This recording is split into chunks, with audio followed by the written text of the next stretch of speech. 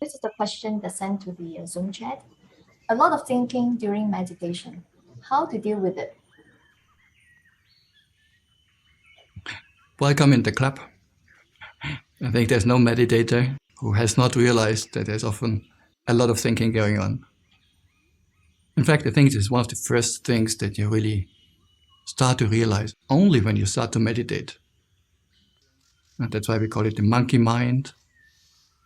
Jumps from one tree to another, from one object, from one thought, idea to another. Yeah, so it's very common. So first off, you are not alone in this, but there's a good news. It can be trained. It can be developed. It can be calmed. And that requires practice, of course. But it can be done and has been done. Now, how to do that?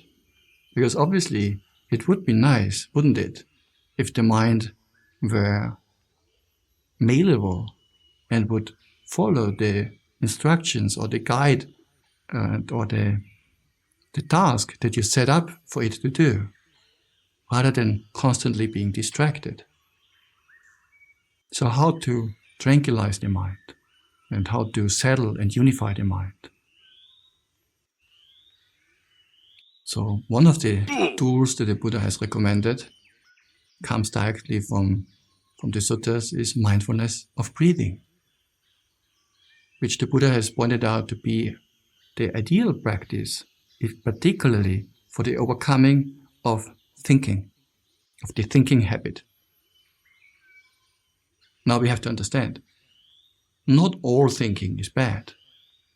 It is often important to think, and thinking is a very important part of our life, and we shouldn't just cut out thinking completely. But there's a difference between deliberate thinking about what needs to be contemplated and thought about. What will I cook tomorrow? Well, not me, but what will you cook tomorrow, or where will you go to eat? Or how will you spend the afternoon? These are useful thoughts to dwell on from time to time. But then there's also a whole range of unproductive thoughts. It's like compulsive thinking, where the mind is doing its own thing, but it's not going anywhere. Just throws up ideas, drops them, another one, drops it. You're not reaching any conclusions. It's just distracted. So when we say stopping thinking, we mean this type of thinking, the unproductive, compulsive thinking. So mindfulness of breathing is a very good tool to do that, where you pay attention to the breath, which by its own nature is a very calming and tranquilizing object. And another thing about the breath is also, it's a very boring object, isn't it? It's not exciting and stimulating. Because when you're restless, you're already stimulated, most likely. The mind is already excited. So now is not the time to give even more excitement to the mind or use a meditation method that makes you even more excited. There are times where you need to do that. For example, when the mind is very drowsy or sluggish. There are times where the mind needs to be elated, energized. It's not always the time for tranquilizing. But at the time of restlessness, that's the time we want to tranquilize the mind and calm down the thinking. Mindfulness of breathing, because it's such a neutral object, is very well suited for that. In fact, mindfulness of breathing, the breath, is an object that is very different from other objects in that most other objects become clearer and clearer the stronger your mindfulness becomes and the longer you practice. And the object, whether it's a mental object or a physical sensation, you can feel them much clearer than at the beginning. But with the breath, it's the opposite.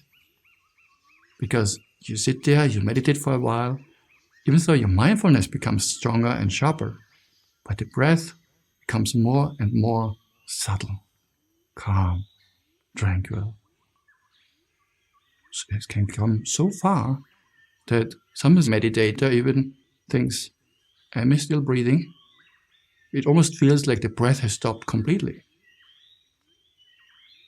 And it is also true because you don't need much oxygen when you're already sitting still, tranquilizing the body, tranquilizing the mind. Your heart rate, your breath rate decreases a lot.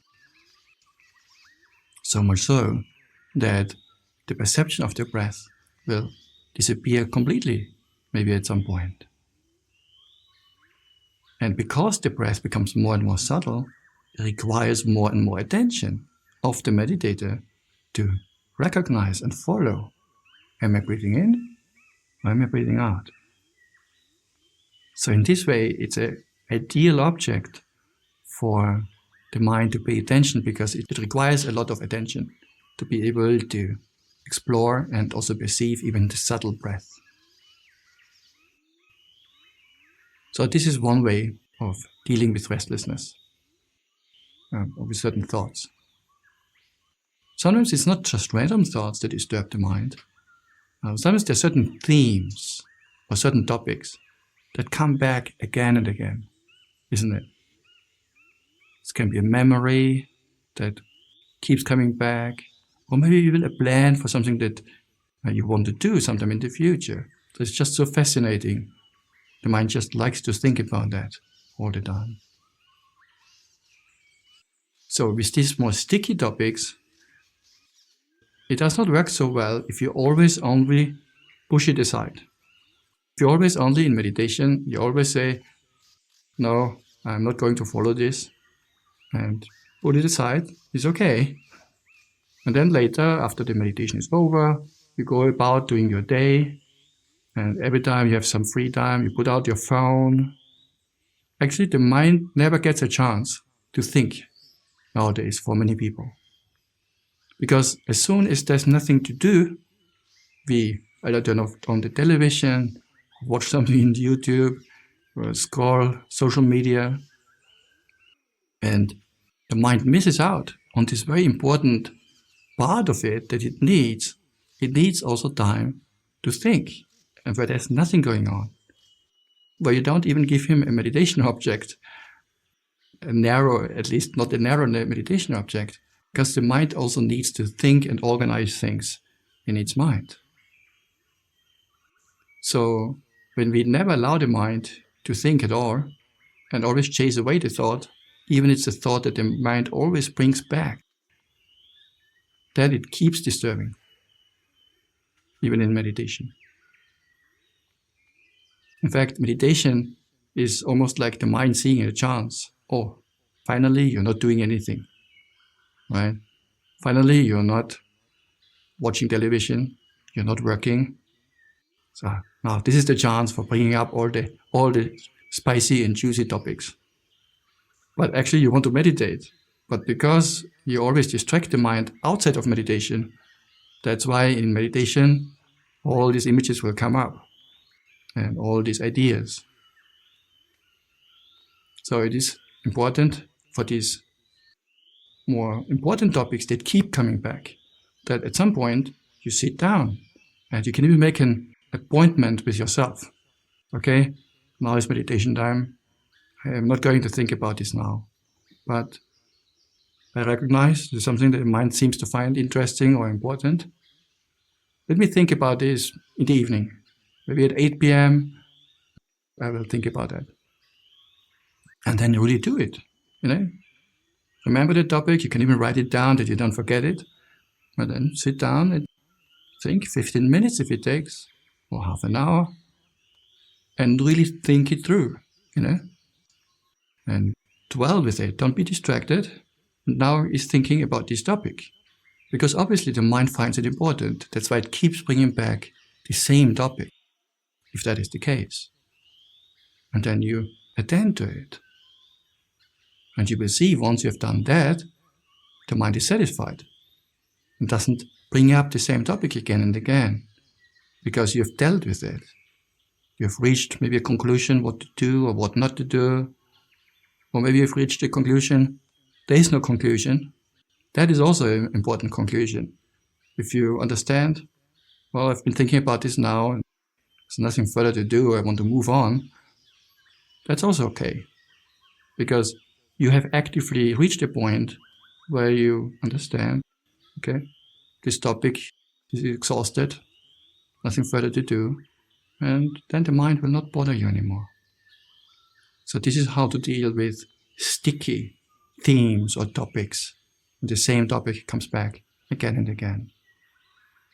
But for the more random thoughts, you can usually just ignore them and return to your meditation object. And it is because we distract ourselves throughout the day so much. Also that's the reason why some people suffer from insomnia, cannot fall asleep. Again, the same principle.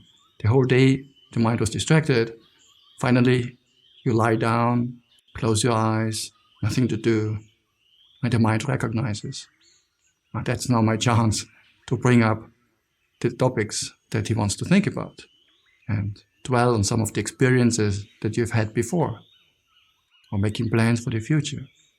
Because if you distract yourself every single moment throughout the day, then at night time, when it comes to the sleeping time, the mind will try to seize that opportunity and think. It's the nature of the mind, and it's good. We want to have a mind that can think. So if you would like to avoid that, you could do a meditation practice that relates to the five senses, because the five senses cannot think. Seeing, hearing, smelling, tasting, and touching. Only the mind can think. So any moment where you're with the five senses, you're guaranteed to be in the present moment. And doing that before falling asleep, focusing or hearing the sounds, feeling the body sensations, will fall asleep quite easily, actually. Okay? So these are various ways of how to deal with thoughts and compulsive thinking, restlessness.